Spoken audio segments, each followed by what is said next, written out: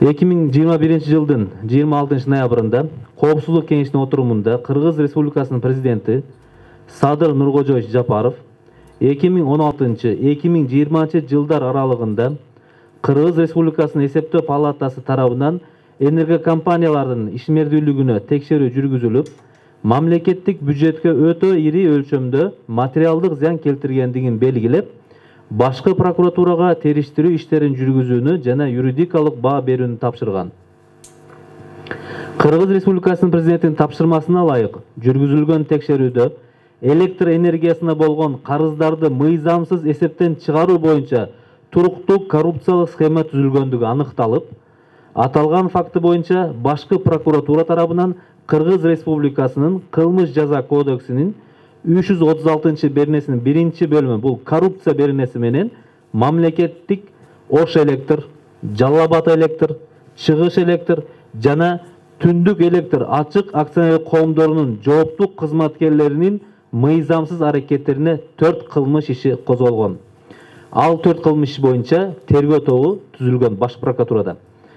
Тергөөдө 2016-2020 жыл аралыгында Чыгыш электр акционердик коомунун кызмат адамдары тарабынан 19 миллион 32 миң 175 миң сом, Түндүк электр 39 миллион, Ош электр 134 миллион 402 миң 234 сом, Жалал Абад электр 12 миллион 192 миң 598 сомдук электр энергиясына болгон карыздарды мыйзамсыз эсептен чыгарышкандыгы аныкталган.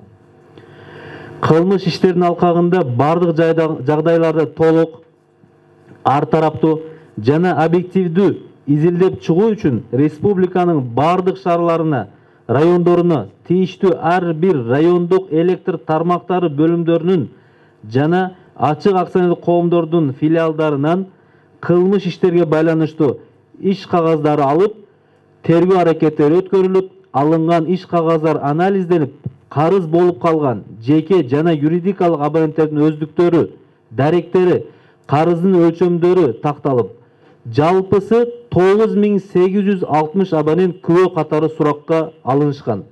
Бул жерде айта кетиш керек, жана көрсөтүп аткан ар бир жана айтылган фундаменттер, бүтпөй калган үйлөр, же бүткөн үйлөр, бузулуп кеткен үйлөр боюнча ар бири боюнча биздин кызматкерлер барып тергөө аракеттерин жүргүздү. Дагы айтыш керек, тергөө аракеттери жүргүзүүдө бул журналисттик иликтөөдө мына оңой жерлери көп экен. Камераны, видеокамераны көтөрүп барып, мына үйдө эч ким жашабайт экен. Бул жерде карыз келип атыптыр, мына акча, квитанция, дүрбүчөк келип атыптыр деп айтып берет экен. Бирок тергөөдө бул деген биринчиден мыйзамдуу болуш керек. Аракеттер Кылмыш жаза процессуалдык кодексинде каралган ар бир аракеттер мыйзамдуу болгон учурда гана далил мыйзамдуу болуш тарабынан эсептелинет. Ошондуктан мыйзамдуу далил болуш үчүн тергөөчү мыйзамдын негизинде сурак жүргүзөт. Бир адам сурак кылганда жок дегенде бир адамга 2 саат убакыт кетет. Ар бир кылмыш боюнча сурак кылууга. Анын беттештирүү бар. Аны алуу жүрүп, ал жерге ордуна чыгып барып, ошол кишини табыш керек, сурак кылыш керек. Ал оңой эмес. Ошондуктан элестетип көрүңүздөр, республика боюнча 10 миңге жакын жаран ушул кылмыш иштер боюнча суракка алынды. Бул канчалаган убакыт деген, канчалаган чоң көлөмдөгү иштин көлөмү бул. Ошондуктан ошол ар бири фундаменттерге чейин такталышып суракка алынышты.